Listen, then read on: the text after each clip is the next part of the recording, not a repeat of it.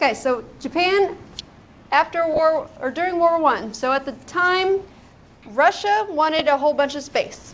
And they wanted a bunch of stuff on the Navy side because they don't have a lot of ocean. The top of their country is the Arctic Ocean, so it's a lot of glaciers and stuff, so they can't do a lot of boats. They were looking over here by Japan. Japan also wanted a bunch of pieces of North Korea. So Japan and Russia are going to fight because Japan wants to expand out, Russia wants to expand out, so they're going to have a fight. Now, China's no longer a problem because they've already lost the war to England over the drugs, so everybody doesn't even worry about China at this point. Japan is way smaller than Russia, so it should have made sense if Russia wins this war, but Japan won. So, in the early 1900s, Japan wanted to take over the world.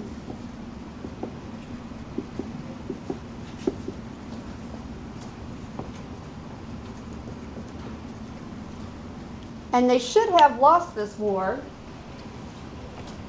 but for some reason they won. The underdog wins sometimes.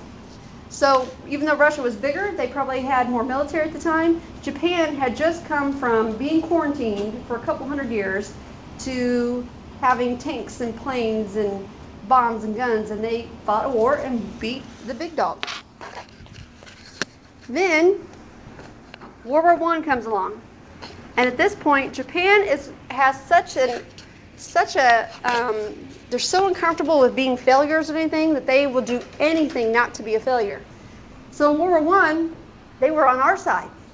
We were friends because they were friends with England. And England and we were winning at the time, and Japan thought that if they join England, they're going to win whatever the winner gets.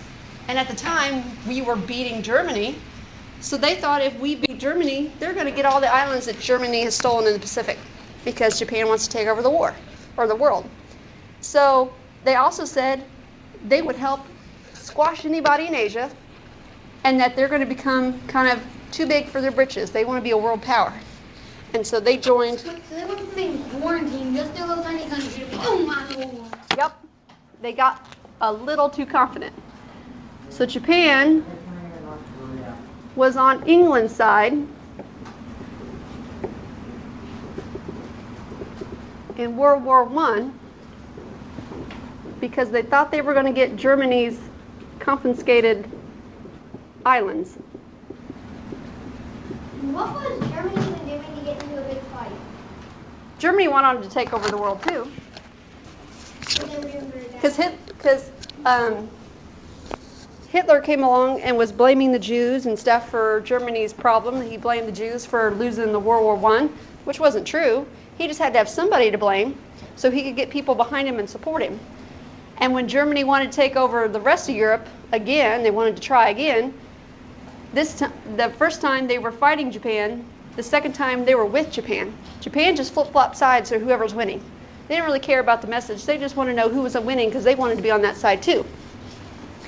Then World War II comes along. Japan flipped sides because the other side was winning this time.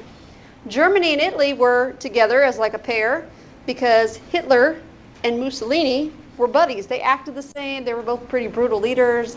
They were ready to take over Europe. They were winning. So Japan joined their side, and it's like a gang war. If any of the three are attacked, they're all in. So Japan was betting on Italy and Germany winning Europe so Japan could take over all of Asia and have more and more land. They were betting on who was going to win. They didn't like the U.S. or Russia because they already had, fight with Russia. They didn't like us because we were helping. We weren't in the war yet, but we were helping our friends, so they didn't like us. And they knew that we were trying to mess them up. We were trying to block their oil so they couldn't get enough oil for their tanks and their planes and their boats. We were interfering without actually being in the fight. So they thought if they hit us first and hit us hard enough, we won't be able to join the war. But that's not how it happened at all.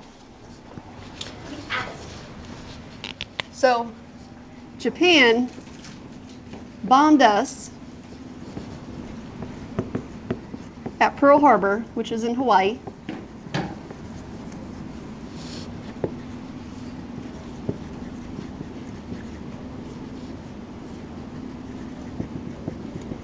Because they thought they could weaken us enough we couldn't fight back.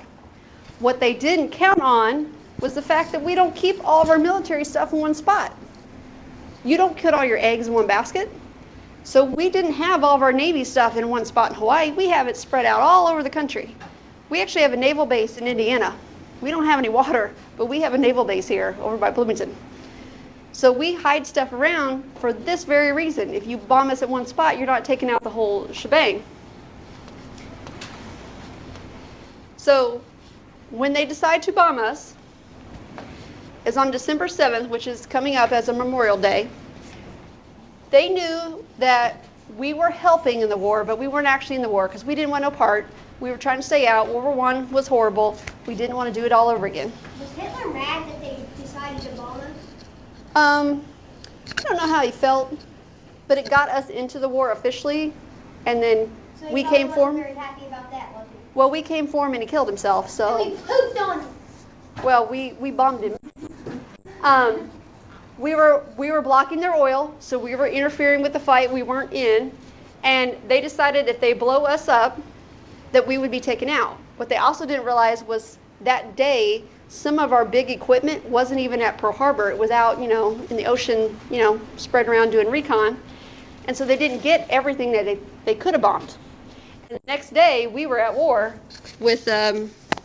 Did you know at Pearl Harbor, the main ship that sunk, when they closed the ship down and locked all the doors, some people got trapped inside one of the rooms and were at the bottom of the ocean for 15 Well, days? there are you can go to the memorial and there is a boat that sank and they built a thing over it. You can walk and look through the water and see it because there were pieces everywhere.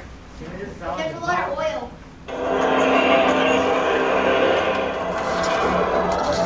In the fall of 1941, 2.5 months after the U.S. oil embargo, Tojo is appointed prime minister.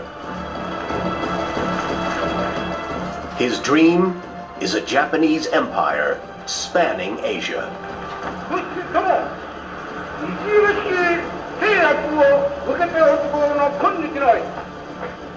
Tojo isn't interested in negotiations with the U.S.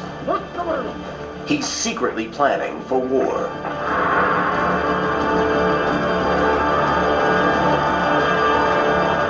He calculates that if he can knock out America's Pacific Fleet with a sudden, swift blow, U.S. opposition will simply collapse. In early December 1941, the U.S. War Department intercepts warnings of an imminent Japanese attack.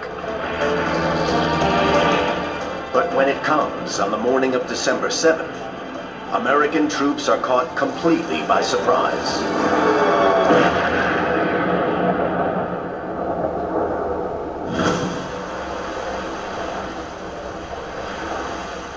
But if Japan believes she's delivered the knockout blow to U.S. naval power in the region, she's wrong. On the morning of the bombing raid, the 3 most important ships in the Pacific Fleet, its aircraft carriers, are not in port.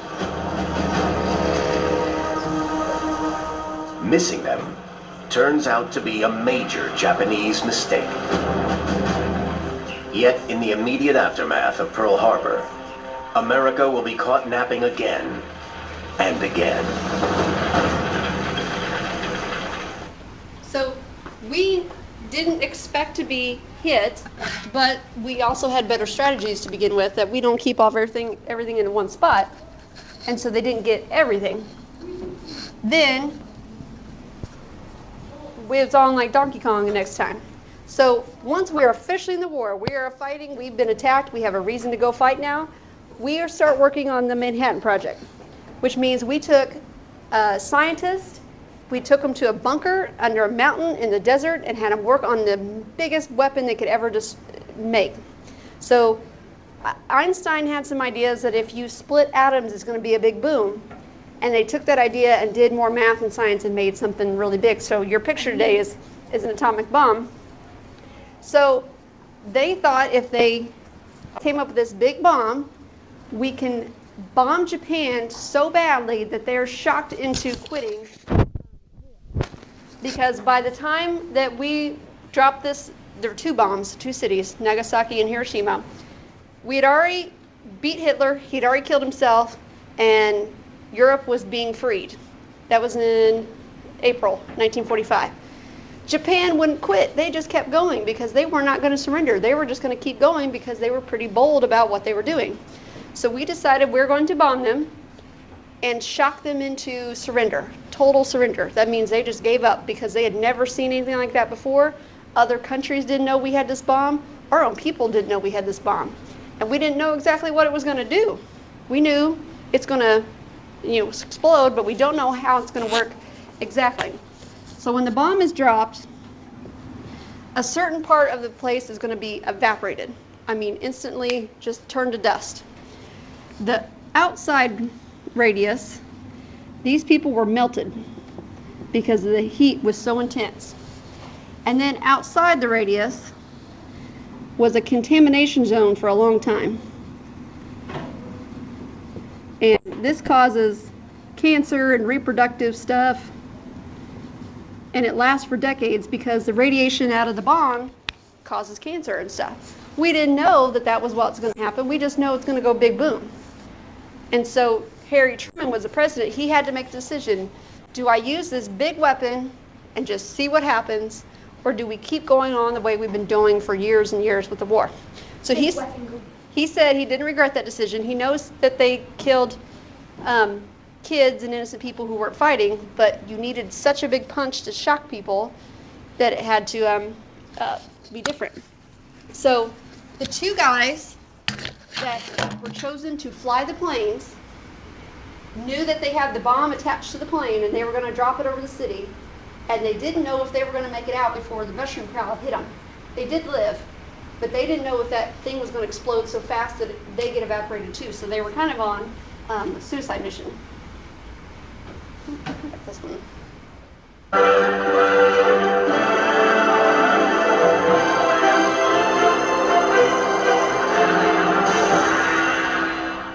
On August the 6th, 1945, 2 American Superfortress bombers arrived over the Japanese city of Hiroshima on the world's most devastating military mission. The Enola Gay, with Colonel Paul Tibbets at the controls, was about to drop the first atomic bomb, a weapon conceived by a group of international scientists based at Los Alamos in the United States. So far, no one knew exactly what effect the bomb would have, either on the unsuspecting inhabitants below or on the crew of the plane itself. They were soon to find out. The bomb went off, the whole inside of the airplane just lit up as if someone had set off a flashbulb. And then we had to wait. This was our big worry, is what would the blast do when the blast got to the airplane? And finally the blast did arrive. It was like being in an ash can and getting someone kicking. And then we crowded to the window and saw just the whole city completely covered in smoke with this very tall mushroom cloud rising from it.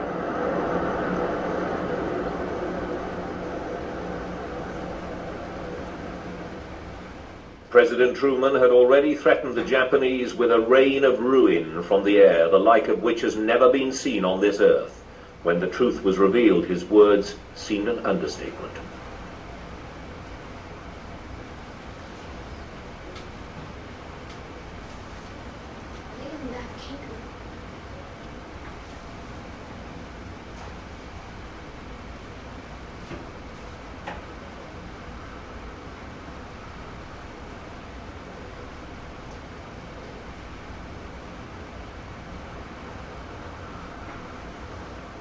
Buildings vaporized, so did the clothes on people's backs.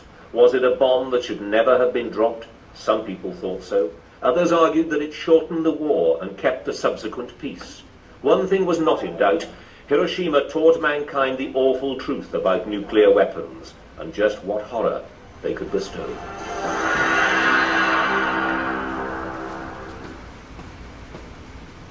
So those people did know they were walking into a cancer zone at the time, so they just know that they're outside the radius. They go to help because they know something happened there. It wasn't until later that we actually knew what happened to the people because the U.S. hid the information. We didn't want our people to think we melted kids because that would turn the feeling against the war. So they decided to wait, but people did survive. Of August 6th, Japanese time, the first atomic bomb hit an enemy target. From 29,000 feet, the Hiroshima explosion looked like a giant candy floss. But down below there were real people, tens of thousands of them, burning alive. What happened to you when the bomb exploded? I was surrounded by 8-year-old Keiko Ogura saw them with her own eyes. Horrors she can never forget. Outside her house, the survivors began to gather, their faces burned and swollen. They begged for water. their skin was peeling off and hanging. And at first, I saw some, and I thought they were holding something, or the rag or something, but that was really skin. Here's a building that was actually knocked sideways. US news reports at the time described only the physical damage to the city. No mention was made of the thousands dying from burns and radiation. This colour footage of victims taken in 1946 was classified until the 1980s. When later she went to the United States, Keiko found Americans knew little of the horrors that she'd witnessed. I was told by American citizens, congratulations, you could come here thanks to the bombing, they said. Without the bombing, you have to do harakiri, kill yourself. It is a very awful excuse. Because of that, you save your life, and then we drop the bomb. We should not use excuses, such kind of excuse. When that cigar-shaped bomb exploded 500 meters up above this spot, it killed between 100 and 150,000 people. The conventional wisdom outside Japan is that the destruction of this city was a necessary evil that brought an abrupt end to the war. But is it now time for the outside world, and particularly America, to rethink that conclusion? But this is so close to the Today, this group of students from Princeton University is for the first time coming face to face with a Hiroshima survivor and the horrors she witnessed. We're taught this narrative that, this great scientific instrument was dropped on Hiroshima. There was a flash and the war ended. But it's just been so surreal and I think in a lot of ways tragic to see that nightmare is being relived by people kind of every day and by the city every single day. So that really, really moved me, and I'm still grappling with that. Today I was really taken aback, especially, just the very first image in the museum is the model of the people whose skin is dripping off, and I've never seen anything like that. And for me it was really hard to see, honestly, being an American and knowing that this is something that happened. No sitting US president has ever visited Hiroshima or Nagasaki, and President Obama will not be here on Thursday. In World War II, so much horror was committed by all sides, not least Japan. But it's not the only country that has trouble facing its own World War II history. Rupert Wingfield-Hayes, BBC News, in Hiroshima. So people didn't know that this quite happened, and so some of the arguments for nuclear war is Japan hit our military, we hit civilians. And so after Japan, we are the only country to ever bomb in war with nuclear weapons.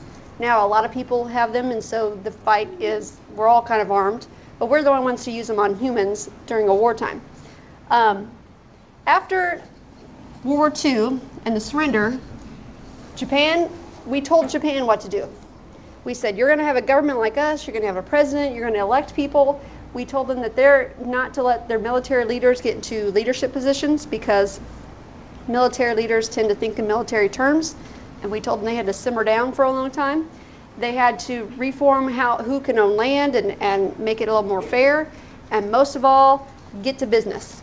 So these are Japanese car companies, and they've done very, very well at technology and cars and electronics. Even though some of these, like Honda and Toyota, have plants in the US and they make the cars here. The headquarters is in Japan, and so it's Japan business. They also did one last thing that was very specific. In their constitution, which is kind of like ours now, they put Article 9. Article 9 outlaws war in Japan.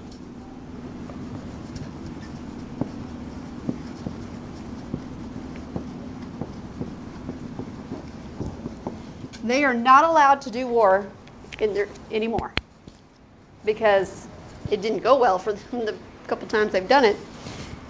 And because people got melted, they're done. No more war.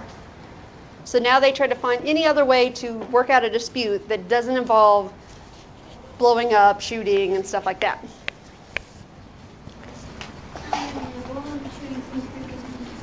Nope, they're done.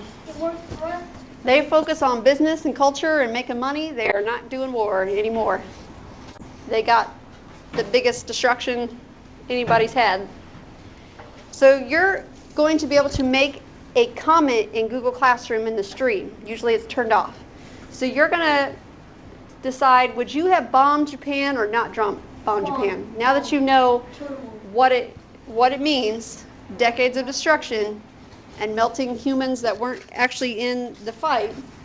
And so type out your comment that makes sense, has punctuation, don't be racist, don't be hateful. I will delete your post if you do.